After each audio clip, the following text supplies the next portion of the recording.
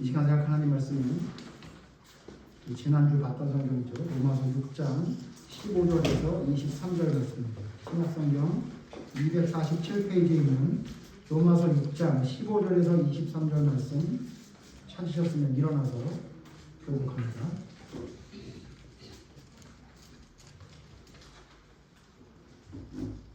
로마서 6장 15절. 그런즉 어찌하리요? 우리가 법 아래 있지 아니하고 은혜 아래에 있으니 죄를 지으리요? 그럴 수 없느니라. 너희 자신을 종으로 내주어 누구에게 순종하든지 그 순종하는 한 자의 종이 된 줄을 너희가 알지 못하느냐. 혹은 죄의 종으로 사망에 이르고 혹은 순종의 종으로 의에 이르느냐. 하나님께 감사하리로다. 너희가 본래 죄의 종이더니 너희에게 전하여 준 바 교훈의 본을 마음으로 순종하여 죄로부터 변하여 의의 종이 되었느니라. 너희 육신이 연약함으로 내가 사람의 예대로 말하노니 전에 너희가 너희 지체를 부정과 불법에 내주어 불법에 이른 것 같이 이제는 너희 지체를 의에게 종으로 내주어 거룩함에 이르라. 너희가 죄의 종이 되었을 때에는 의에 대하여 자유로우니라. 너희가 그때에 무슨 열매를 얻었느냐? 이제는 너희가 그 일을 부끄러워하나니 이는 그 마지막이 사망임이라. 그러나 이제는 너희가 죄로부터 해방되고 하나님께 종이 되어 거룩함에 이르는 열매를 맺었으니 그 마지막은 영생이라. 함께 읽겠습니다. 죄의 삭은 사망이요 하나님의 은사는 그리스도 예수 우리 주 안에 있는 영생입니다. 아멘. 자리 앉으십시오. 지난주에 이어서 그리스도의 정체성이라는 제목을 가지고 오늘 본문 말씀 다시 한번 생각해 보려고 합니다. 지난주에 했던 거 잠깐 점검을 해볼까요?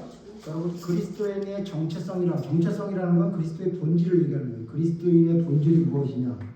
껍데기 말고 진짜가 무엇이냐? 그걸 보는 거죠. 사람을 볼 때도 그 사람이 가지고 있는 배경이나 그 사람이 가지고 있는 것을 보면서 그 사람을 보면 안 된다. 여러분 잘 알고 계시잖아요. 차에 누가 타고 있는지가 중요한 거고 그 집에 누가 사는지가 중요한 거지 그 차나 집이 중요한 게 아니라는 얘기죠. 그러니까 본질을 얘기하는 거예요. 진짜 본질이 무엇이냐 그걸 얘기하는 건데 그리스도인의 정체성, 그리스도인의 본질은 무엇이냐라는 걸 알기 위해서 첫 번째 우리 뭘 생각해야 된다 그랬죠? 누구에게나 뭐가 있다는 거예요? 주인이 있다는 거라는 거예요. 그러니까 무슨 얘기냐? 내가 만약에 어떤 걸 따라하면 그것을 이야기하는 사람의 종이 된다는 거예요. 그걸 알아야 돼요. 그러니까 그걸 알아야 그리스도인의 정체성이라는 걸 찾을 수 있어요. 그걸 모르면 그냥 사람이 사는 거지 이렇게 생각하면 그리스도인의 정체성이라는 이야기는 우리와 좀 먼 이야기처럼 느껴져요. 그게 아니라 어떤 게 있다는 거예요? 이 세상엔 두 가지 종이 있대요. 하나는 어떤 종이요? 죄의 종이 있고 하나는 의의 종이 있고 둘 중에 하나라는 거예요. 그러니까 내가 만약 예수를 믿는다고 얘기하면서 자꾸 죄가 짓게 되고 죄를 짓게 되고 죄에서 이야기하는 대로 내가 살아가고 있다면 여러분 그거는 죄의 종이지 의의 종이 아니라 이렇게 성경은 말하고 있다 말씀드렸어요. 그런데 세상은 마귀는 우리에게 뭐라고 얘기하죠? 우리의 주인은 누구라고 얘기하는 거죠? 우리의 주인은 나나 혹은 세상이 우리의 주인이래요. 그래서 자꾸 뭘 따라가게 하냐면 세상이 말하는 대로 따라가게 만들고 내가 원하는 대로 하게끔 하는 걸 괜찮다고 이야기하는 게 마귀가 하는 시험이라고 했어요. 근데 결국 그건 뭘 따라가는 거라고요? 죄를 따라가는 거기 때문에 결국 올바른 길이 아니다. 그래서 예수님이 돌아가심으로 인해서 우리를 어떻게 만들었다는 거죠? 죄의 종에서 의의 종으로 신분을 바꿔줬다는 거예요. 그러니까 내가 예수님을 믿는다. 내가 그리스도인이다. 지금 말하면 크리스찬이다 라고 얘기하는 건 뭐냐면 내가 신분이 바뀌었다는 걸 아는 거예요. 그래서 내가 어떻게 하는 거냐면 나의 신분은 예전에 따라가던 죄의 종을 따라가던 삶이 아니라 내가 의의 종을 따라가는 삶으로 의에 순종하는 삶으로 바뀌어졌다. 왜? 나는 신분이 바뀌었으니까. 그걸 깨닫게 되는 게 그리스도의 정체성의 두 번째 중요한 내용이다. 이렇게 말씀드렸어요. 자, 오늘은 결론이에요. 자, 그러면 주인이 있다는 것도 알았고 내가 신분이 바뀌었다는 것도 알았어요. 예? 내가 주인이 바뀌어서 내가 따라갈 주인이 하나님이라는 것도 알았어요. 자, 그러면 도대체 그리스도인의 정체성의 마지막 결론은 뭘까요? 오늘 성경에 그 결론이 나옵니다. 그 결론을 19절을 보면 알 수 있는데요. 19절 말씀 다시 한번 보죠. 로마서 6장 19절. 같이 읽죠. 시작. 너희 육신이 연약함으로 내가 사람의 예대로 말하노니 전에 너희가 너희 지체를 부정과 불법에 내주어 불법에 이른 것 같이 이제는 너희 지체를 의의 종으로 내주어 거룩함에 이르라. 자, 의의 종으로 내주어, 여기까지는 여러분이 지난주에 생각해 본 거예요. 옛날엔 너희가 부정과 불법의 종이었었는데 이제는 너희 지체를 의의 종에 내주래요. 그래서 어떻게 한다는 거예요? 결론이 뭐예요? 거룩함에 이르라. 무슨 얘기냐면 그리스도의 정체성이라는 건 뭐냐면요, 거룩함에 이르는 사람을 이야기해요. 거룩함에. 자, 그럼 거룩함에 이르는 것을 성경은 뭐라고 말하고 있느냐? 베드로전서 1장 15절 보시죠. 베드로전서 1장 15절. 베드로전서 1장 15절 16절 볼 겁니다. 제가 15절 읽습니다. 여러분 16절 같이 읽어주시면 됩니다. 베드로전서 1장 15절. 오직 너희를 부르신 거룩한 이처럼 너희도 모든 행실에 거룩한 자가 되라. 16절. 기록되었으되 내가 거룩하니 너희도 거룩할지어다. 여러분 아시죠? 하나님은 어떤 분이에요? 거룩하신 하나님이에요. 그래서 뭐라고 말씀하셨냐면 레위기에서도 이 오늘 지금 베드로서신의 본문 말씀은 처음 이야기한 게 어디서 나온 거죠? 레위기에서 말씀하시는 거예요. 그러니까 구약에 모세 때에 말씀하셨어요. 뭐라고? 내가 거룩하니 너희도 거룩하라. 하나님은 거룩한 분이기 때문에 너희도 거룩하라 그랬어요. 그래서 믿음의 사람의 본질은 뭐냐면요, 거룩해지는 거예요. 그래서 베드로전서 1장 15절이 뭐라 그랬어요? 오직 너희를 부르신 거룩한 이처럼 너희도 모든 행실에 거룩한 자가 되라 그랬거든요. 그러니까 여러분 크리스찬의 정체성, 그리스도인의 본질은 뭐냐면 거룩해지는 거예요. 그게 뭐라고요? 우리의 모든 행실에 거룩함이 이루어지는 걸 말해요. 왜? 하나님은 거룩한 분이라 우리도 하나님의 거룩함과 함께 하려면 우리도 거룩해져야 된다는 거죠. 왜냐하면 우리 지금 오늘 말씀 21절 보세요. 오늘 본문 말씀 21절 보면 뭐라고 얘기했냐면 너희가 그때 무슨 열매를 얻었느냐, 그 마지막이 뭐래요? 사망이래요. 23절에 그랬죠? 죄의 삭은 사망이고 하나님의 은사는 그리스도 예수 안에 있는 영생이래요. 그러니까 너희가 거룩을 따라가는 믿음의 삶을 살아가면 영생의 길을 가게 될 거지만 너희가 죄의 종이 돼서 죄가 말하는 대로 따라가다 보면 그 결국은 사망이 될 거니까 뭘 따라가라는 거예요? 하나님의 그 거룩하심을 따라가는 삶을 살아가야 된다고 강조하고 있어요. 그런데 그러면 이거 우리가 마음만 먹으면 할 수 있느냐? 나 이제부터 거룩을 따라가기로 했어. 결정했어. 그러면 되느냐? 여러분 안 된다는 거 우리 아까 우리 주일학교 예배 때 잠깐 얘기했는데 사람이 다짐하고 결정한다고 되나요? 안 돼요. 예수님이 마지막 만찬에서 네가 나를 팔 거다, 네가 나를 3번 부인할 거다, 너네들은 나를 다 도망갈 거다라고 예수님이 다 예고해 줬거든요. 근데 그때 여러분 제자들이 다 뭐라 그랬죠? 다짐했어요. 굳게 다짐했어요. 뭐라고? 나는 절대 그러지 않겠다고. 근데 되던가요? 안 되죠. 안 돼요. 여러분 제가 이 말씀하는 거 자꾸 오해가 있다고 그래서 오늘은 제가 이거 좀 오해를 풀고 다음으로 넘어가려고 그러는데 뭘 행하라고 하는 게 내가 뭐 결정을 해서 해야 된다고 말하는 것처럼 해서 내가 뭘 하는 것처럼 이야기하는 것처럼 여러분 들렸는데요. 반은 맞고 반은 틀린 거예요. 맞아요. 여러분 내가 하는 게 맞아요. 여러분이 결정해서 결단해서 하는 거예요. 근데 여러분 내가 결정해서 결단해서 하는 건데 성령의 도우심을 받지 않고는 안 돼요. 왜? 나는 결국 결단하고 결정해봐야 내 힘으로 할 수 있는 게 없어요. 그래서 예수의 영으로 말미암아 되는 거예요. 지금 말씀 로마서 말씀 한 장만 넘겨보시면 8장 나와요. 8장 11절 보시면 이렇게 말해요. 8장 11절 예수를 죽은 자 가운데서 살리신 이의 영이 너희 안에 거하시면 그리스도 예수를 죽은 자 가운데서 살리신 이가 너희 안에 거하시는 그의 영으로 말미암아 너희 죽을 몸도 살리시리라. 여러분 우리가 왜 살렸냐면요, 내 안에 누가 들어오냐면 성령님이 들어오셔서 성령님이 우리로 하여금 살아갈 수 있게 만들어요. 그래서 여러분 8장 11절 하고 12절에 뭐라 그래요? 그러므로 형제들아 우리가 빚진 자로 돼 육신에게 져서 육신대로 살 것이 아니요 이렇게 얘기했잖아요. 13절 너희가 육신대로 살면 반드시 죽을 것이로되 영으로서 몸의 행실을 죽이면 살리니 무슨 얘기예요?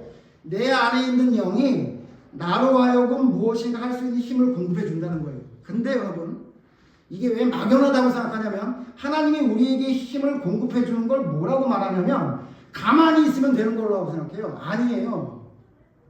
제가 그 말씀을 드리는 거예요. 우리가 뭘 하는데 우리가 뭘 무엇인가 거룩함에 이르기 위해 내가 거룩해져야지 이렇게 강조하면 거룩해지는 게 아니에요. 거룩하겠다고 다짐하면 거룩해지는 게 아니라고. 왜냐하면 인간의 노력으로 다짐하고 결정해봐야 되지 않아요. 그럼 뭘 해야 된다고요? 내 안에 있는 하나님의 영으로 해야 돼요. 그럼 물어볼게요. 그럼 여러분 안에 하나님의 영이 있습니까? 없습니까? 있어요? 있잖아요. 하나님의 영이 있지 않는 자가 어떻게 예수를 주라고 고백하냐고 성경이 말하고 있잖아요. 여러분 있잖아요. 근데 여러분 하나님의 영이 여러분에게 뭐 하라고 시키던가요? 뭐 시키는 사람도 있을 수 있어요. 어느 날 갑자기 뭐 해라 그럴 수도 있어요. 근데 여러분 보통 하나님의 영은 뭘 하라고 우리에게 음성을 들려주지 않는 경우가 더 대부분이지 않아요? 그러니까 사람들이 어떻게 생각하냐면요. 내 안에 하나님의 영이 있으니까 이 하나님의 영이 언젠간 나로 하여금 뭘 하라고 말씀을 해줄 거다. 그리고 기다리는 사람들이 있어요. 그게 잘못됐다고 그 얘기를 하는 거예요. 그게 잘못됐다는 거예요. 여러분 하나님의 사람은 뭐냐면요. 자꾸 행동하는 사람이에요. 어떻게 돼도요? 실수해요. 그 실수 가운데 하나님이 그것을 바로잡아 주세요. 왜? 우리 안에 뭐가 있습니까? 하나님의 영이 있습니까? 그래서 한 달란트를 땅에 묻어두지 말라고 하는 거예요. 하나님의 영은 받으면 뭐예요? 가만히 있어요? 하나님의 영이 우리 속에 있는데 우리가 아무것도 안 하고 가만히 있게 만든다고요? 그런 하나님의 영은 없어요. 우리로 하여금 행동하게 만들어요. 무엇인가. 근데 여러분 그 행동이 반드시 거룩한 길로 따라가게 하나요? 그렇지 않아요. 그래서 여러분 우리가 하는 모든 것은요 사실은 내가 한 게 아니고 하나님이 준 거예요. 제가 예를 하나 들어줄게요. 여러분 손흥민 선수가 축구를 잘하죠. 왜 손흥민 선수가 축구를 잘하는지 혹시 아세요? 아세요? 왜 그러죠? 그의 아버지가 축구 선수였어요. 그의 아버지가 축구 선수. 예? 그리고 아버지가 잘 가르쳤죠. 그래서 사람들은 뭐라고 얘기하죠? 이렇게 얘기하죠. 손흥민은 누구의 유전자를 타고났다? 아버지의 유전자를 타고났다. 자 봅시다. 손흥민이 축구를 잘했어요. 손흥민이 잘한 거예요? 손흥민에게 유전자가 있어서 잘한 거예요? 손흥민에게 유전자가 있어서 잘한 거라고요. 자꾸 뭐 진화론 얘기하는 것 같을까 봐 여러분 걱정하지 마세요. 갈 테니까. 그죠? 자, 제 아들이 누구의 유전자를 많이 닮았을까요? 저의 유전자를 닮았어요. 그죠? 말하는 것도 비슷하다면요. 그리고 신기한 건 사고방식은 제 아내랑 비슷해요. 왜 그럴까요? 유전자를 타고났어요. 이해되시죠? 자 보세요. 누군가 뭘 해요. 근데 나중에 시간이 지나면 뭘 깨닫게 되냐면 아 이거는 내가 한 게 아니고 나에게 이런 재능을 준 분이 있구나. 그게 누구죠? 우리 부모님이에요. 혹시 여러분 부모님 중에 그런 사람이 없는데 이상하다 싶으면 외가나 친가 쪽 할아버지 할머니 쪽 찾아보세요. 그럼 꼭 있어요. 우리 딸도 피아노를 잘해요. 우리 아내도 피아노를 잘하는데 우리 어머니도 음악을 잘하시는데 알고 보니까 저기 외가 쪽에 피아노를 전공한 분이 계셨던 거예요. 제가 볼 땐 그분의 또 조상에게도 또 음악을 잘하는 분이 있었을 거예요. 무슨 얘기죠? 유전돼 내려와요. 뭐가요? 나의 재능이. 말씀드렸지만 우리 예림이는 아무리 달리기를 시켜도 쟤는 동네에서 1등도 못해요. 왜 그래요? 유전자가 없단 말이에요. 왜 유전자가 없을까요? 엄마의 유전자가 다 타고났다고. 엄마 닮아서 그래요. 엄마가 100m를 21초가 넘게 뛰었던 사람이니까 어떻게 우리 딸이 그렇게 빨리 뛸 수가 있겠어요? 무슨 말인지 이해되시죠? 자 보세요. 그래서 어떻게 하냐면요. 이렇게 해요. 뭔가 성공한 사람이 뭐라고 얘기하냐면 사실은 이거 내가 한 게 아닙니다. 누가 한 거냐면 사실은 내 아버지 어머니가 그 재능이 있는 걸 내가 타고났어요. 우리 어머니가 화가였는데요. 그래서 저도 그림을 잘 그리는 것 같아요. 나는 그림을 그리고 싶은 저는 아무리 그리려고 해도 그림을 못 그리는데 나는 그냥 그리면 그림이 돼요. 그래서 어떻게 하냐면 내가 열심히 노력했어요. 더 잘 그리려고. 그래서 사실은 내가 열심히 해서 이 그림을 잘 그린 줄 알았더니 알고 보니까 나에게 유전자가 있다는 거예요. 엄마 아빠의 유전자가. 근데 그 엄마 아빠의 유전자는 누구에게 받은 거죠? 그것도 엄마 아빠의 유전자에 받았겠죠. 그 엄마 아빠의 엄마 아빠의 엄마 아빠는 또 누구한테 받았어요? 엄마 아빠 엄마 아빠. 올라가 봅시다. 어디로 올라갈까요? 하나님께 받은 거예요. 무슨 얘기냐면요. 내가 뭔가를 잘해요. 공부를 잘하고 펜싱을 잘하고 버섯도 잘 키우고 피아노도 잘 치고 잘한단 말이에요. 사실은 내가 열심히 노력해서 된 것 같잖아요. 근데 따지고 보면 가만히 생각해 보니까 이거 내가 물려받은 거네. 나도 노력을 했지만. 그래서 뭐라 그러냐면요. 내가 한 것이 아니요 다 주셨구나라는 걸 깨닫게 돼요. 이해되세요? 여러분이 가진 재능 중에 하나님께 안 받은 게 한 개라도 있어요? 없어요. 하나님이 다 주신 거예요. 여러분 청소를 잘해요? 누가 주신 거예요? 하나님이 주신 거라고. 물론 여러분이 청소를 잘하려고도 노력을 했겠지만 청소를 원래 잘하는 유전자를 하나님이 주셨잖아요. 제가 말씀을 전한단 말이에요. 말 잘한다며 이빨을 빼놓고도 지금 말 잘하고 있잖아요. 예? 왜 그래요? 하나님이 말 잘하는 재능을 주셨으니까 그런 거 아니에요.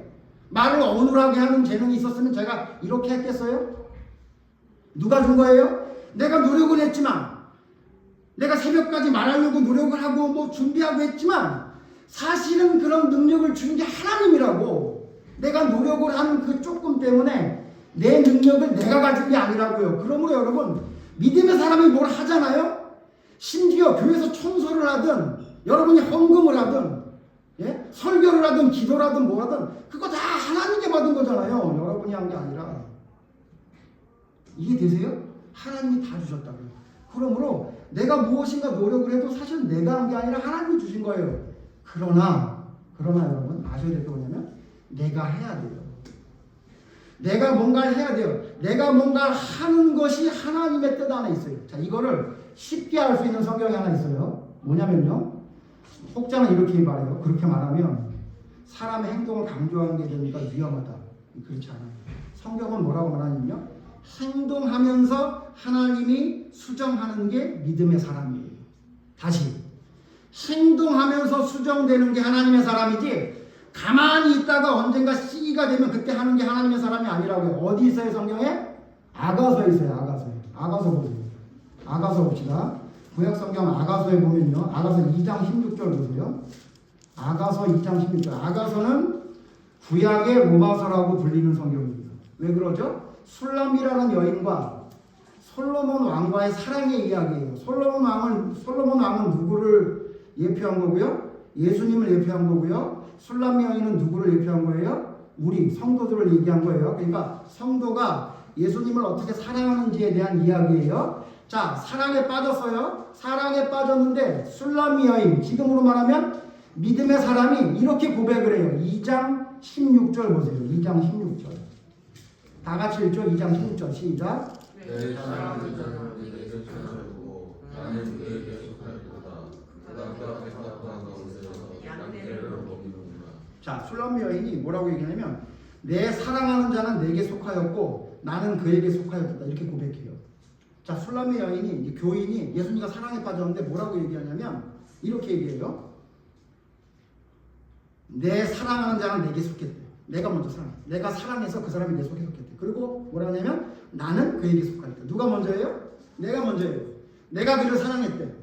그래서 그가 내 속에 들어왔대. 그렇게 말해요. 누가 얘기했다고요? 술람 여인. 지금으로 하면 이거 뭐죠?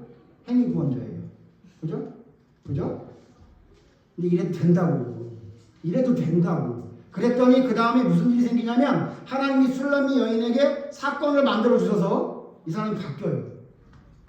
6장 3절 보세요. 6장 3절. 아가서 6장 3절.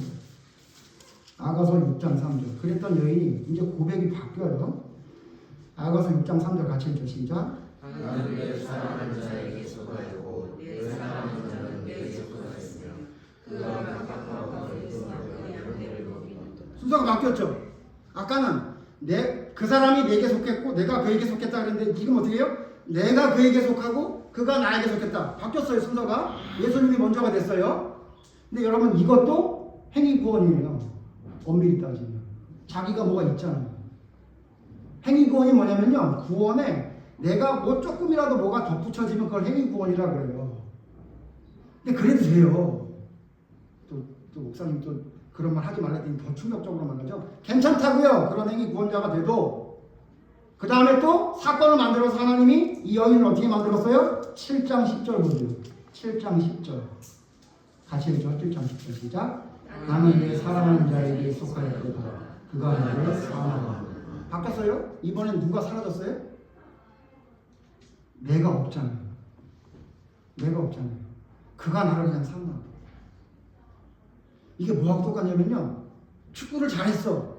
그래가지고 막 엄청나게 잘해서 막 성공을 얻었어. 제가 아까 손흥민 선수 얘기 드렸잖아요. 근데 가만히 생각해보니까 내가 왜 이렇게 축구를 잘하지? 내가 열심히 노력했지. 맞아. 역시 열심히 하는 자에게는 오는 거야. 내가 열심히 해서 이룬 거야. 그러다가 가만히 보니까 옆집 나랑 같이 고등학교 다녔던 친구가 있는데 쟤는 아직도 축구를 못해. 너는 왜 이렇게 축구를 못하니? 그랬더니 나는 아무리 노력해도 안 돼. 그 얘기를 듣고 뭘 깨달았냐면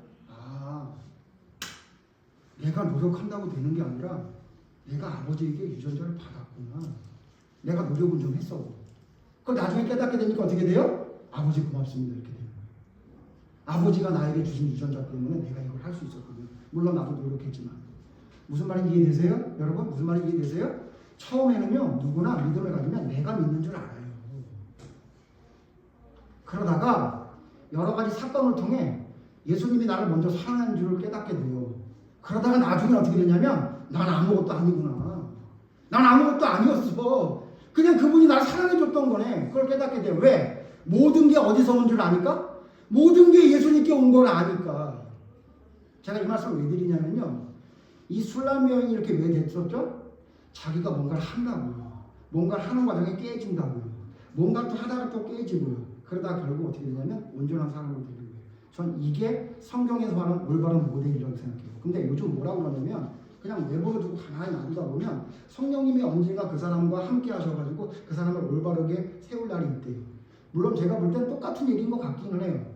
근데 문제는 뭐냐면 아무것도 그 얘기를 들으면 아무것도 안 하고 있어도 되는 줄 알아요. 여러분 그래서 기도해야 되고 그래서 성령님이 나와 함께해서 이 모든 걸 할 수 있게 해달라고 기도해야 되는 거예요. 그래도 우리 인간이 완벽하게 바닥에다 내쳐지는 그날까지는요 우리는 계속 어떤 사람이 보기엔 행위 구원자처럼 보일 수밖에 없어요. 내가 남아있기 때문에. 괜찮다고요. 내 안에 있는 성령님이 나로 하여금 깨닫게 해주세요. 네가 아니야, 네가 아니야. 그러니까 우리는 뭘 해야 되냐면 시도해야 돼요. 움직여야 돼요. 행동해야 돼요. 괜찮아요, 여러분. 절대로 행위 구원자를 안 가요. 왜? 우리 안에 진짜 성령이 있으면 그 성령이 우리를 가만히 놔두겠어요? 술람의 여인처럼 잡지? 예? 근데 지금은 뭐냐면 너무 수동적인 믿음이 됐어요. 가만히 앉아있으면 성령님이 어느 순간에 나에게 무슨 능력을 주셔가지고 갑자기 하나님을 깨닫게 되는데 천만의 말씀 성경을 읽어야 되는 거예요. 읽기 싫어도 기도를 해야 되는 거예요. 하기 싫어도 전도를 해야 되는 거예요. 힘들어도 그 가운데 내가 하나님께 얼마나 부족한 존재고 그 일 가운데 하나님이 역사하는 손길을 통해 내가 가지고 있는 잘못된 것들이 점점 벗겨지고 깎여져 가서 하나님 앞에 올바로 서는 것이 믿음이에요. 제가 앞으로 설교할 때도 또 이 얘기를 하겠습니다만 그러므로 여러분 우리가 뭘 해야 되겠다. 우리가 뭘 해야 돼. 거룩함에 이르라. 그러면 저 사람 또 뭘 하라고 그러네. 맞아요. 해야 된다고요. 해야 된다고요. 틀리는 것 같아요. 그래도 하세요. 하다 보면 하나님이 그걸 조정해 주세요.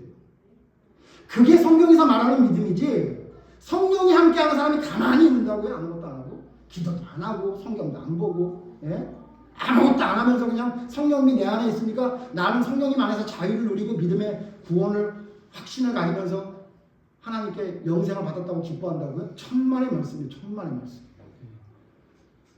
성경은 뭐라고 말해요? 모든 걸 하나님이 주셨어요. 그러나 내가 해야 되는 거예요. 내가 해야 되는데 내가 힘으로 안 되니까 성령님의 도움을 받아야 되니까 기도도 하고 찬송도 부르고 성경도 보고 그러면서 하나님께 능력을 받아서 그 능력을 하는 거예요. 그러나 아직도 내가 남아있을 거라고요. 내일도 여러분 모레도 여러분이 남아있을 거라고요. 내가 조금이라도 남아있으면 안 되니까 나는 내가 조금이라도 남아있을 때는 아무것도 안 할 거예요. 그러니까 문제가 돼요. 여러분이 남아있어도 된다고 하라고요. 하나님 여러분 조정해 주세요. 기도하는 시간에 성령님 뭐 하실 것 같아요? 여러분 깨닫게 해주신다. 성경 보는 시간에 뭐 할 것 같아요? 여러분 깨닫게 해주신다고요. 여러분이 교회를 청소하는 시간에 하나님 뭐 하세요? 성령님이 뭐 할 것 같아요? 깨닫게 해주신다고요.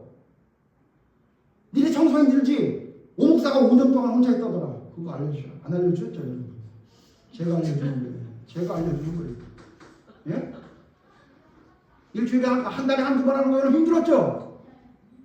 여러분 성령님 그런 거 깨닫게 해줘요. 처음엔 모르지만 그런 걸 깨닫게 해준다고. 언제 깨닫게 되는 거예요? 청소할 때 깨닫게 되는 거라고요. 안 하고 가만히 지켜주고 있어도 언젠가 깨닫게 해주겠죠. 성령님이 계시니까. 왜 그렇게 수동적이고 왜 그렇게 불완전한 믿음을 올바른 믿음이라고 생각하고 있냐고요. 하나님의 사람은 실수해서 행동하는 거예요. 아버지 구두를 닦는 거예요. 아버지 구두를 닦다가 안에다 구두약을 묻혀가지고 아버지 양말이 그냥 씻어먹게 돼도 아빠가 어떻게 해요? 웃는다고요. 웃어. 왜? 한 녀석이 실수를 했어도 뭘 하려고 애를 쓰는구나. 그럼 뭐예요? 가르쳐 주시잖아요. 안에는 구두약 바르면 안 돼. 구두석을 이렇게 해야 돼. 그러지 않아요? 그런 하나님 같지 않아요? 가만히 있어가지고 언젠가 내가 구두 닦을 날이 올 것이다 하고 바라만 보고 있으면 구두를 닦게 된다고요? 천만의 말씀이에요. 천만의 말씀이에요. 구두를 잘 닦게 되면 야 내가 열심히 해서 구두를 잘 닦네 그래요? 아니죠. 아버지가 가르쳤잖아요. 아버지가 가르쳤잖아요. 내가 뭘 잘하는 거 내가 열심히 했지만 나중에 알고 보니까 다 하나님이 주신 거라니까. 그걸 깨닫게 되는 거예요. 술람의 여인처럼. 그게 여러분 그게 진짜 올바른 믿음의 사람이 나아가는 길이고 그게 진짜 성령이 안에 있는 사람이 해야 될 일이라고요. 그게 그리스도인의 정체성이라. 오늘 그 얘기하려는 건 아닌데 너무 격결로 많이 가서 다시 돌아옵니다. 자, 거룩함에 이르라. 뭔가 해야 된다는 건데 사람이 해야 된다는 거예요? 성령님이 해야 된다는 거예요? 사람이 하는 걸 얘기하는 거예요. 그런데 알고 보니까 그거 성령님이 하는 거예요. 내가 뭘 했는데 알고 보니까 다 성령님이 해주신 거야. 나에게 그걸 하겠다는 마음을 들게 한 것도 내가 그런 생각을 가지게 된 것도 행동하게 된 것도 나중에 알고 보니까 내가 열심히 한 건데 알고 보니까 뭐냐면 아이고 알고 보니까 그 위에서 나를 쳐다보고 계신 하나님이 다 하게끔 해주신 거네. 내 마음속에 성령님이. 그렇게 깨닫게 되는 거예요. 그러니까 행동을 통해 깨닫게 되는 게 구원의 확신이어야 되는 거예요. 아셨죠? 고로 여러분 제가 앞으로 말하는 설교 내용 중에 뭘 행한다 그러면 아이 목사님 왜 내가 행하는 것처럼 얘기해. 맞아 네가 행해야 되는 거예요. 당신이 행해야 된다고요. 의지를 가지고 결정을 하고. 근데 나중에 시간이 지나면 어떻게 된다고요? 내가 이 의지를 갖게 한 것도 내가 이걸 실행하게 한 것도 하나님이 나에게 마음을 주셨구나. 성령님을 그래서 의지해야 되는구나. 내가 내 생각대로 마음대로 했더니 안 됐네. 아이고 내가 이제 기도해야지. 성령님에게 도우심을 받아서 해야지. 그래도 여러분 제가 단언컨대 또 여러분 생각을 하게 될 날이 또 올 거라고. 그렇게 계속 점점 술람미 여인이 처음에 고백했던 것이 중간으로 바뀌었다가 마지막으로 오버가 된 것처럼 점점 변화되는 게 우리의 삶이에요. 그러므로 여러분 행동하세요. 행동해야 되는 거예요. 행동하지 않는 게 전 더 문제가 있다고 봐요. 자 이제 제가 무슨 행동을 한다고 해서 성령님을 통해서 하는 게 아니라 지가 잘나서 한다고 얘기하는 게 절대 아니라는 거예요. 작은 거 하나, 펜으로 글씨 쓰는 거 하나, 물 마시는 자세 하나 다 여러분 하나님이 여러분에게 주셨잖아요. 그러므로 여러분 사도 바울이 뭐라고 고백해요? 내가 한 것이 아니요 내 안에 있는 예수가 그렇게 한 거예요. 자기가 열심히 했는데 나중에 다 알고 보니까 내 안에 있는 성령님을 통해 하게 됐다는 걸 나중에 깨닫게 되는 거예요. 불효자가 나중에 부모님에게 효자노릇을 하는 것처럼. 자주 얘기하라니까 또 얘기하겠지만 제가 오늘은 원론적인 얘기를 다 한 거예요. 그러므로 여러분 모든 하는 행동은 여러분 반드시 해야 되지만 여러분의 모든 행동은 여러분이 한 게 여러분이 의지를 가져도 여러분이 한 게 아니라 사실은 내 안에 있는 성령님이 여러분을 다스리는 과정 속에 있다는 거. 여러분 그거는 성경이 말하는 거기 때문에 부정할 수가 없는 거라고요. 그러면 거룩함에 이르라 그랬어요. 거룩함에 이르라. 다시 돌아옵니다. 거룩함에 이르라.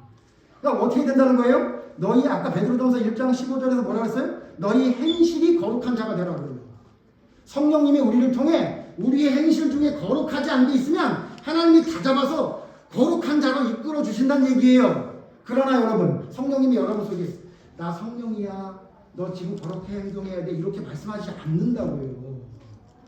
그렇게 할 때까지 기다리면 안 된다고요. 여러분 오늘 배웠죠? 그럼 가서 하는 거예요. 실수할 거예요. 그래도 또 하는 거예요. 그런 과정 속에서 성령님이 역사하신다고요. 그래야 여러분 믿음이 올바르게 서는 거예요. 그럼 결론이 뭐예요? 거룩함에 이르라는 어떻게 하는 게 거룩함에 이르는 거예요. 그러면. 성경에서 말하는 거룩함이라는 건 어떻게 하는 걸 거룩함에 이른다고 얘기했죠? 그냥 단순히 나는 거룩해 그러는 거예요?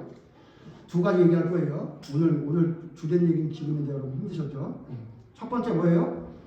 거룩함에 이르는 하나님께서 주시는 방법이 성경 안에 있어요. 두 가지 말씀드릴게요. 여러분이 거룩함에 이르기를 정말 바란다면 내가 지금 성경을 읽어야 되나 뭐 예배를 잘 드려야 되나 물론 그것도 해야 되지만 두 가지 기억하시면 돼요. 첫 번째 뭐냐면요. 어려움 속에서도 하나님의 말씀을 따르는 것이 거룩합니다.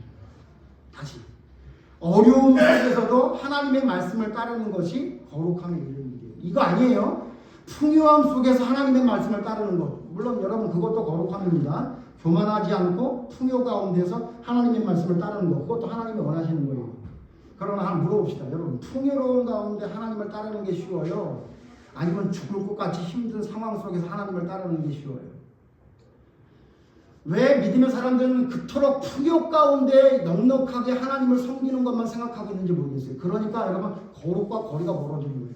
잘 들으셔야 돼요. 성경은 뭐냐면요. 어려움 속에서 죽을 것 같은 어려움 속에서도 하나님의 말씀을 따르는 것이 거룩이에요.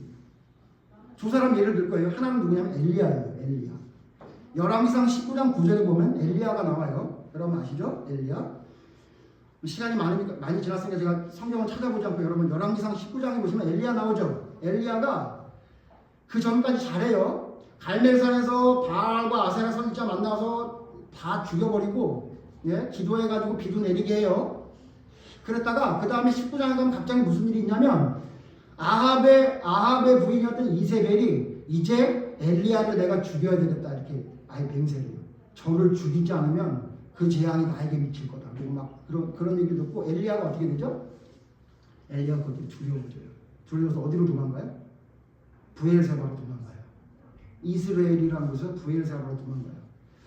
그 부엘세바로 도망가는데 이스라엘에서 부엘세바가 거리가 한 160km 됩니다. 우리 지난번 한번 살펴봤죠? 160km. 그러니까 엄청 멀리 도망가는 거예요. 이세벨이 무서워서 막 160km 도망가는 거예요. 그래서 거기 로뎀나무 아래에서 하나님께 뭐라 그래요? 나 죽여주십시오. 그래요. 나 죽여주십시오. 왜냐하면 하나님 나 열심히 심지어 하나님께 뭐라고 얘기했죠? 하나님 내가 하나님의 열심히 어떻게 하래요? 특심하게요. 나 하나님 나 특별히 열심히 했죠? 그때 하나님이 네가 뭘 특별히 했어? 이렇게 말 안 하시고 어떻게 해요?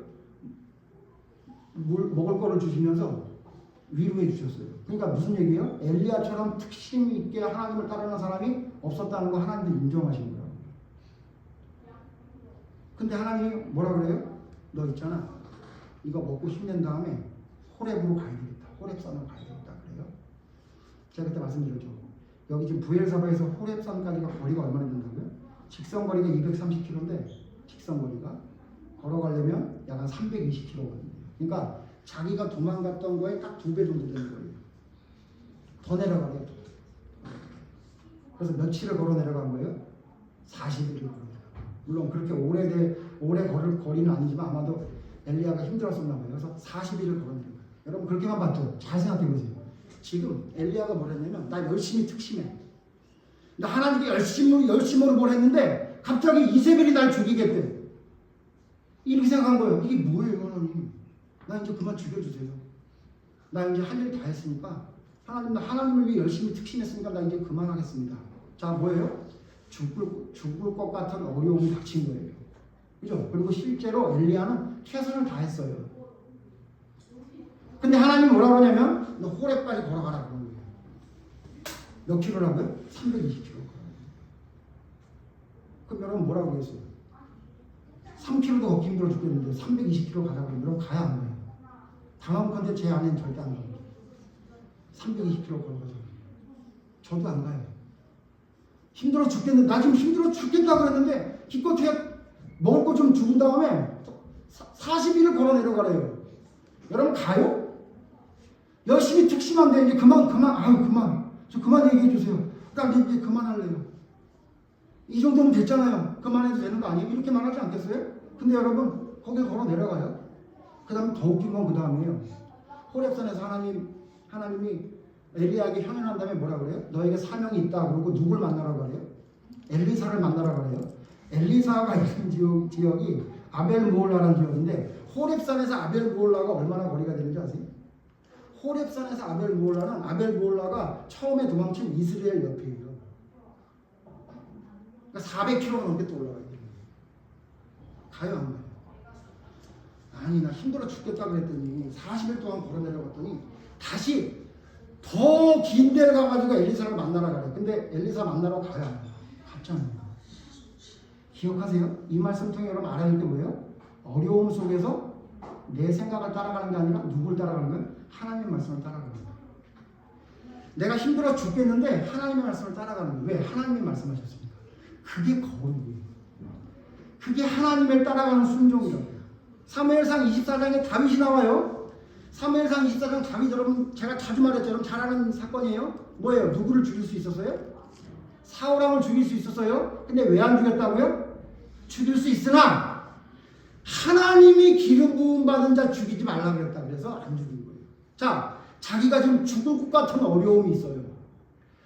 다윗이 하루도 머리를 그냥 편하게 놓고 푹 잠들지 못했을 거예요. 사울왕이 쫓아와 죽일까봐. 그런 죽을 것 같은 어려움이 있는데 자기 마음대로 하지 않고 누구의 뜻대로요? 하나님의 뜻을 따라가는 거예요. 그걸 거룩이라고. 그걸 거룩이라고 합니다. 오늘 여러분 성경 하나 요거는 찾아봅시다. 그런데 다윗과 완전히 반대로 행동한 사람이 하나 있어요. 누굴까요? 사울왕이겠죠. 사울왕은 달라요. 사무엘상 22장 보세요. 사무엘상 22장을 보면 사무엘상 22장이 보면 사울왕이 이상한 짓을 해요. 13절 보세요. 13절 사무엘상 22장 13절 제가 읽을게요. 여러분 눈으로 따라오세요. 쭉 읽어봐요. 사울이 그에게 이르되 내가 어찌하여 이새의 아들과 공모하여 나를 대적하여 그에게 떡과 칼을 주고 그를 위하여 하나님께 물어서 그에게 오늘이라도 매복하였다가 나를 치게 하려 하였느냐 하니 이게 무슨 내용이냐면요. 다윗이 사울왕이 죽이려 하니까 도망갔단 말이에요. 도망가다 노비라는 지역에 가서 거기 아히멜렉이라는 제사장을 만났어요. 노비라는 지역에 아히멜렉 제사장을 만나니까 뭐라고 얘기했냐면 제사장님 저 배가 너무 고파요. 먹을 것 좀 주세요. 그랬단 말이에요. 여러분 잘 아는 그 유명한 사건이죠. 그래서 먹을 게 없어서 뭘 줬어요? 제사장만 먹는 진설병을 나눠줬단 말이에요. 그리고는 뭐라고 했냐면 혹시 제가 급히 오느라고 무기를 하나도 못 갖고 왔는데 혹시 좀 무기가 있나요? 그랬더니 아니 제사장이 무슨 무기가 있겠어요. 근데 하나 있네요. 당신이 골리앗 죽였을 때 그때 전리품으로 가져왔던 골리앗의 칼이 있네요. 아 그래요? 그거 주세요. 그래가지고 그걸 받아가고 간 거예요. 근데 문제는 뭐냐면 그 자리에 도액이라는 놈이 있었어요. 도액이라는 사울의 종이 있었단 말이에요. 그놈이 그걸 보고 그걸 누구한테 일러요? 사울왕한테 일러요. 그래서 사울왕이 지금 누구한테 온 거냐면 아히멜렉 앞에 온 거예요. 그래서 뭐라고 했냐면 너 왜 그에게 떡과 물을 먹이고 너 왜 그에게 무기를 줘서 나를 치게 하느냐 이렇게 지금 문책하고 있는 거예요. 이해되시죠? 그러니까 아히멜렉 제사장이 이렇게 얘기해요. 14절 아히멜렉이 왕에게 대답하여 이르되 왕의 모든 신하 중에 다윗같이 충실한 자가 누구인지요. 그는 왕의 사위도 되고 왕의 호위 대장도 되고 왕실에서 존귀한 자가 아니니까 내가 그를 위하여 하나님께 물은 것이 오늘이 처음이니까. 무슨 얘기예요? 왕이시여 오해입니다. 아니 사울왕의 신하 중에 최고 신하가 다윗 아닙니까? 다윗에게 내가 이렇게 선을 베푼 게 처음도 아니고 누구라도 다윗은 왕의 가장 충실한 신하니까 하라는 대로 다 해줘야 되지 않겠습니까? 이렇게 변명을 한 거예요. 실제로 그랬고 사울왕이 들어요 안 들어요? 안 들어요. 16절 볼게요. 왕이 이르되 아히멜렉아 내가 반드시 죽을 것이요 너와 내 아비의 온 집도 그러하리라. 근데 사울왕이 그 일을 보고 아이 변명하지 마. 너는 나를 죽이려고 하는 반역하는 다윗에게 도와줬으니까 너와 너의 집은 다 죽을 거야 이렇게 얘기해요. 그래서 어떻게 해요? 죽이라고 명령해요. 17절 같이 읽어요. 시작. 왕이 사울에 돌아가서 여호와의 제사장을 죽이며 그들도 너희가 하하였고 또 그들이 다시 돌아와서 살 것도 내게 알지 아니하였음이니라. 하나님의 신하들이 손을 들어 여호와의 제사장들을 죽이기를 싫어한지라. 그래서 어떻게 했냐면 죽여라 그랬는데 문제는 뭐냐면 신하들이 안 죽여. 신하들이 안 죽여요. 왜 안 죽였을까요? 뭐라 그래요? 하나님께 기름 부음 받은 제사장을 죽이면 안 된다는 것을 백성들이 다 알고 있다고요. 아무리 죄를 지어도 기름 부음 받은 자를 죽이면 안 된다. 기름 부음 받은 자 구약에 세 직분을 가진 사람에게 줬죠. 누구에게? 왕과 제사장과 선지자에게 줬단 말이에요. 지금 아히멜렉은 뭐예요? 제사장. 그죠? 제사장이 기름 부음 받았어. 그러니까 왕이 죽여라! 그러니까 신하들이 못 죽여요. 그러는 거예요. 왜 그래? 누구의 명령입니까? 하나님의 명령이니까 안 죽이는 거예요. 그랬더니 어떻게 해요? 누가 죽여요? 그 도액이라는 놈이 죽여요. 자 보세요. 다윗과 완전히 다르죠. 다윗은 사울왕을 죽일 수 있었어. 근데 왕이 뭘 받았어요? 기름 부음 받았어요. 나를 죽이려고 하지만. 그러니까 어떻게 해요? 안 죽여요. 왜? 하나님의 명령이 더 중요합니다. 근데 사울왕은 기름 부음 받은 제사장이에요. 죽이지 말라고 해서 자기의 신하들도 안 죽여. 근데 어떻게 해요? 죽이는 거예요. 이해되세요? 거룩이 뭔지 아세요? 내가 너무너무 힘든 어려움이 있어요. 사울왕도 힘들었겠죠. 다윗이 나를 죽일까봐 겁이 났었을 거예요. 죽일 생각은 하나도 안 했었는데 자기 막 어려움에 빠졌어. 제가 날 죽일 것 같아. 쟤는 골리앗도 죽이네요. 백성들이 쟤를 더 좋아해. 나는 천천히고 쟤는 만만이래. 막 이것 때문에 힘들었을 거예요. 근데 그런 어려움 속에서 사울은 뭘 선택한 거예요? 자기의 생각을 선택한 거예요. 하나님이 뭐라고 말하든 말든 난 죽일 거예요. 제사장 다 죽여버려요. 다 죽여버려요. 다행히 하나가 살아남긴 하는데 여러분. 근데 여러분 다윗은 뭐예요? 자기를 끝까지 쫓아와. 나는 그게 아닌데 죽은 개 벼룩 같은 나를 왜 따라다닙니까? 나는 그런 생각을 한 적이 없어요 라고 아무리 말해도 계속 죽이려고 하는 그 사울왕을 죽일 수 있는 순간이 2번이나 있었는데 왜 안 죽였어요? 뭐 때문에 안 죽였대요? 하나님이 기름 부음 받은 자는 손대지 말라고 그랬다. 그래서 안 죽이고. 뭐가 다르죠? 어려움 속에서 하나님의 말씀을 따르느냐 아니면 내 생각대로 하느냐. 이게 거룩과 거룩하지 않은 사람의 차이. 여러분 어때요? 여러분 힘들고 어려움이 있을 때 여러분 생각대로 갑니까? 아니면 하나님의 뜻대로 갑니까? 혹시 여러분 뜻대로 가는 거 아니에요? 그래서 여러분 믿음의 사람들은 아무리 힘든 일이 있어도 술 먹고 뻗으면 안 돼요. 현실적인 얘기 해드리는 거예요. 아무리 힘든 일이 있어도 노래방에서 꽥꽥 소리치면서 그러고 있으면 안 돼요. 힘든 일이 있을수록 뭘 해야 돼요? 주님 앞으로 나와 기도하셔야 돼요. 하나님의 말씀 보셔야 돼요. 하나님 앞으로 나와야 돼요. 그게 거룩이에요. 그게 거룩이에요. 어려움이 있는데도 불구하고 하나님 말씀을 따르는 거. 지금 여러분뿐만 아니라 한번 주변에 보세요. 어려움이 있을 때 하나님을 따릅니까? 자기 생각대로 합니까? 그게 죄의 종 아니에요? 도대체 뭐가 거룩입니까? 뭐가 그리스도인의 정체성입니까? 아무리 힘들 일이 있음에도 불구하고 그 이웃을 위해 자기의 것을 내어줄 수 있는 다윗 같은 사람. 그 사람이 그리스도인이에요. 그게 그리스도인의 정체성이에요. 다윗이 그 정체성을 잃어버리지 않은 거예요. 눈만 깜빡하면 넘어갈 수 있는 상황이었습니다. 두 번째, 거룩함에 이룰 수 있는 성경에서 가르치는 방법이 첫째는 어려움 속에 하나님 말씀을 따르는 거고 두 번째 뭐예요? 대답할 필요가 없이 하나님의 말씀을 따르는 것이에요. 다시 한번 봅시다. 뭐라고요? 대답할 필요가 없이 하나님의 말씀을 따르는 거예요. 이게 뭐냐면요. 예전에 그 유명한 게임이 있었는데 당연하지 이게 있었는데 이게 한마디로 당연하지. 뭐냐면요. 하나님의 말씀대로 따라가는 건 당연하죠. 어려운 게 아니라고요. 오늘 또 성경 두 사람 예를 들 거예요. 한 사람 누구냐면요. 다니엘서 3장 16절에 나옵니다. 이건 알아보 읽어봅시다. 다니엘서 3장 16절. 구약성경 다니엘서 3장 16절. 다니엘서 3장 16절. 제가 읽습니다. 사드락과 메삭과 아벳느고가 왕에게 대답하여 이르되 느부갓네살이여 우리가 이 일에 대하여 왕에게 대답할 필요가 없나이다. 자, 이 상황 아시죠? 두라라는 평지에다가 느부갓네살이 큰 금으로 신상을 만들어 놓고 시간을 정해놓고 악기를 울리면 다 그 신상에 대해 절을 해요. 만약에 절하지 않으면 어떻게 한대요? 풀무불에 용광로에 집어넣겠다는 거예요. 근데 그 이야기를 알고도 여기 지금 사드락 메삭 아벳느고인데 원래 이름이 뭐죠? 하나냐, 미사엘, 아사랴. 다니엘의 세 친구예요. 다니엘의 세 친구가 그걸 알면서도 절하지 않았어요. 그래서 왕이 붙들어온 거예요. 근데 왕이 제가 예전에도 이거 성경 보다가 말씀드렸는데 아마 사드락 메삭 아벳느고 하나냐, 미사엘, 아사랴가 그냥 저 같은 사람이었으면 그냥 죽였을 거예요. 근데 왕이 청년이었을 때 질문하고 대답하는 걸 했었거든요. 느부갓네살 왕이. 그때 또래 애들보다 10배나 지혜가 뛰어나다는 걸 알았었거든요. 그러니까 느부갓네살이 다시 부른 거예요. 왜냐하면 똑똑한 애들이니까. 그렇잖아요. 그래서 뭐라고 했냐? 다시 물어본 거예요. 너 지금이라도 안 하면 용서해줄게. 다른 애들은 이런 거 기회 안 줬다. 니네들만 특별히 주는 거야. 지금 네가 정신 차리면 돌이켜줄게. 그렇게 얘기했던 거예요. 그랬더니 다니엘의 세 친구가 이렇게 얘기한 거예요. 뭐라고 얘기했다고요? 대답할 필요가 없나이다. 대답할 필요가 없대요. 아시죠 여러분?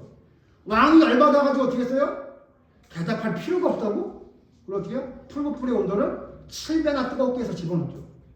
이 사건 잘 아시니까 설명 안 할게요. 자, 여러분 그리스도인의 정체성이 뭔지 아세요? 죽음 앞에서도 대답할 필요가 없이 하나님 말씀을 따르는 거예요.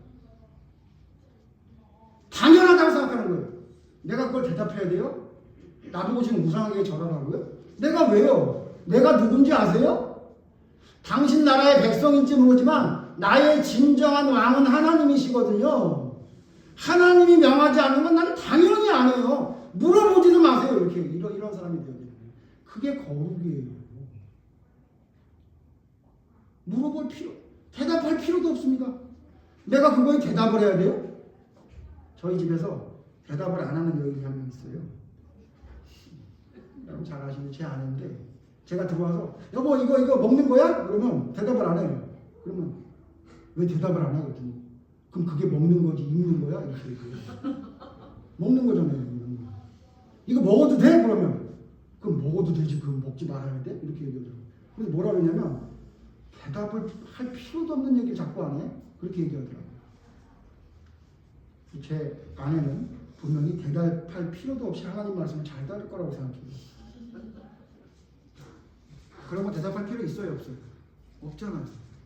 그거 대답할 필요 있어요? 당연한 거잖아요. 당연한 거.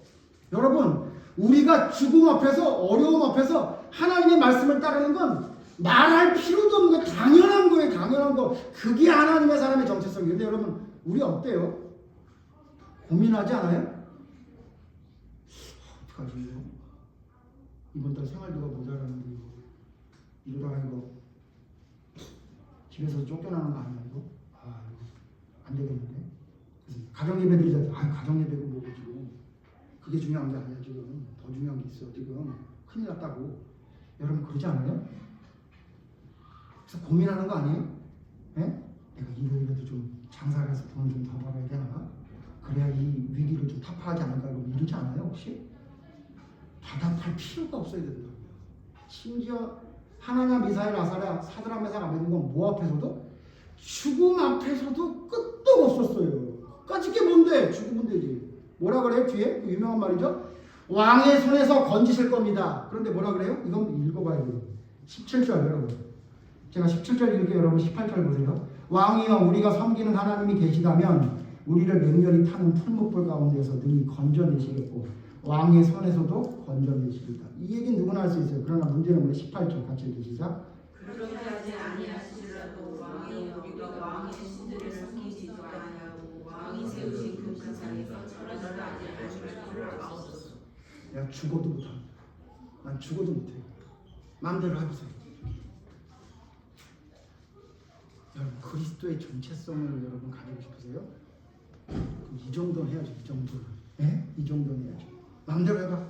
여러분 솔직히 말해서 어디 가서 마음대로 해봐라는 얘기 말하기 쉬워요? 어려워요?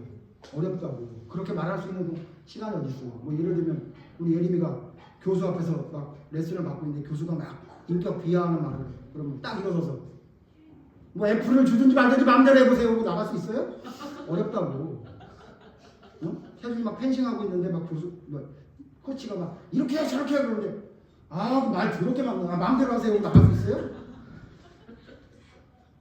회사에서 여러분 일하다가 상사가 거지 같은 말 하니까 이거 거지 같은 놈 진짜 마음대로 해 그러고 나올 수 있어요? 저는 그거 한번 해보긴 해봤어요. 알바할 때 한번 해봤는데 그거 하기 어렵다고. 그리스도인의 정체성을 할 수 있잖아요. 그거 언제 해볼 거 이럴 때 해보는 거지. 날 죽인다고? 죽여봐. 아이고 참 뭐 끼켜야 죽는 거 아니야? 마음대로 해봐. 여러분 그게 그리스도인의 정체성이라고요. 벌벌 떨고 그냥 어떻게 할까 두려워서 그냥 막 그게 여러분 그리스도의 정체성인 줄 알았어요? 성령님이 함께 하시니까 두려워도 된다? 왜 그렇게 유치원 학생들 같은 소리에 귀를 기울이고 앉아있냐고요 도대체. 예? 말할 필요가 없나이다. 마음대로 해보십시오. 여러분 그게 그리스도인의 정체성이에요. 사드락 메삭 아베느고 말고 하나님 미사엘 아사랴 말고 여러분 이 사람은 대단한 사람이니까 그런 것 같아요. 성경에 진짜 이름만 나온 사람 중에 이런 사람이 또 하나 있네요. 오늘 이것만 보고 마칠게요. 출애굽기 1장 15절 보세요. 출애굽기 1장 15절에 여자 2명이 나와요. 출애굽기 전체 내용에 이 여자 이름은 여러분 기억도 안 날 거예요. 이름은 나오는데 별거 아닌 것 같이 보이잖아요. 출애굽기 1장 15절 제가 있습니다. 애굽 왕이 히브리 산파 십브라라는 사람과 부하라는 사람에게 말하여. 자, 애굽의 산파예요. 아이 낳을 때 도와주는 산파. 두 사람 이름인데 여기 이름이 나와. 왜 이름이 나왔겠어요? 중요하니까. 한 사람은 누구요? 십브라. 모세의 아내 십브라 아니고 십브라. 그 다음에 부하. 십브라, 부하, 부여자가 나와요. 그런데 이르되 너희는 히브리 여인을 위하여 해산을 도울 때에 그 자리를 살펴서 아들이거든 그를 죽이고 딸이거든 살려두라. 야, 무슨 얘기냐면 애굽 왕이 이스라엘 백성들이 숫자가 자꾸 늘어나니까 산파 2명을 불러다가 뭐라 하냐면 너희들 있잖아. 이스라엘 사람이 애 낳을 때 아들이면은 살짝 죽여. 누구 명이에요? 왕의 명령. 자, 왕의 명령을 안 지키면 어떻게 되죠? 죽는 거예요. 죽는 거예요. 자, 이런 말도 안 되는 상황이 벌어진 거예요. 자, 그랬더니 17절 같이 읽어요. 시작. 그러나 산파들이 하나님을 두려워하여 애굽왕의 명령을 어기고 저는 이걸 뭐라고 생각하냐면 대답할 필요가 없나이다. 똑같아요. 그죠? 왕이 말해도 뭐 대답할 가치도 없는 거예요. 그리고 어떻게 해요? 살려줬어요. 그랬더니 20절 같이 읽죠. 시작. 하나님이 그 산파들에게 은혜를 베푸시고 그 백성은 번성하고 매우 강해집니다. 21절. 그 산파들은 하나님을 경외하였으므로 하나님이 그들의 집안을 흥왕하게 하십니다. 여러분 이해되시죠? 왕의 명령을 어기면 죽는다. 그런데 대답할 가치도 없는 거예요. 왕이 말하든 말든 그냥 귓등으로 듣고 어떻게 하냐면 나는 그냥 살려주는 거예요. 그게 그리스도인의 정체성. 그리스도인의 정체성. 여러분에게 너에게 돈을 더 많이 줄게. 하나님을 떠나면 돈을 더 많이 줄게. 너 하나님과 함께하는 시간을 좀 줄이면 너에게 좀 더 좋은 지위와 좋은 집과 좋은 차와 돈을 많이 줄게. 그러면 여러분 어떻게 된다고요? 대답할 가치도 없습니다. 하고 가버리면 돼요. 근데 여러분 뭐라고요? 얼마요? 아, 약하네. 그거 갖고 내가 마음 못 움직이지. 여러분 혹시 그러고 재고 있지 않아요? 대답할 필요가 없는 게 그리스도인이에요. 하나님의 명령을 따라가는 것보다 더 귀한 것은 없다고 결정하고 나의 삶 속에 흔들리지 않는 사람이 바로 뭐냐면 거룩함을 이루는 자. 그게 바로 그리스도인의 정체성이에요. 여러분과 저를 돌아봅시다. 여러분, 우리는 어떻게 살고 있어요? 조금만 힘든 게 있으면 하나님 명령을 따라가는 것보다 내 감정이나 내 생각대로 따라가는 거에 더 여러분 익숙해 있지 않아요? 대답할 필요가 없이 하나님의 말씀을 따라하는 게 아니라 이것저것 따져보느라고 시간 보내고 머리 아프고 있지 않으세요? 그러니까 그리스도인의 정체성이 우리의 삶에 나타나지 않는 거예요. 여러분 자신을 돌아보고 우리를 하나님의 말씀 가운데 한번 바로 세워봅시다. 우리가 그리스도인의 정체성을 나타내며 살고 있습니까? 우리를 보며 예수님을 바라볼 수 있다고 사람들이 여러분에게 말하고 있습니까? 그러면 다시 말씀드려요. 죄송해요. 거룩함에 이르도록 여러분의 행동을 고치세요. 누구의 도움을 받아? 성령의 도움을 받아. 근데 저는 이거 말 안 해도 된다고 생각하는 사람이에요. 왜냐면 다 하나님께 우리가 받았잖아요. 여러분이 거룩함에 이르도록 여러분 행동을 여러분 바로잡지 않는다면 여러분의 그리스도인의 정체성은 점점 희미해질 것입니다.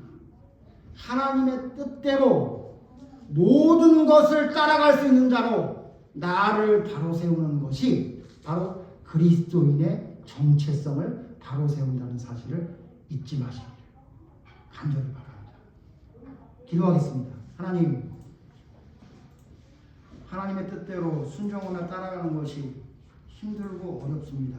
왜냐하면 하나님께서 말씀하시는 것은 세상이 말하는 것처럼 그렇게 녹록한 이야기가 아니기 때문입니다. 하나님은 우리에게 해야 될 것과 하지 말아야 될 것을 이야기하고 있습니다.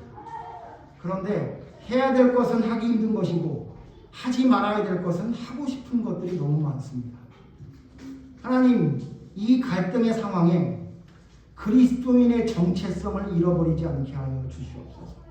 내 주인은 죄가 아니라 의라는 사실을 잊지 않고 기억하게 해주시옵소서.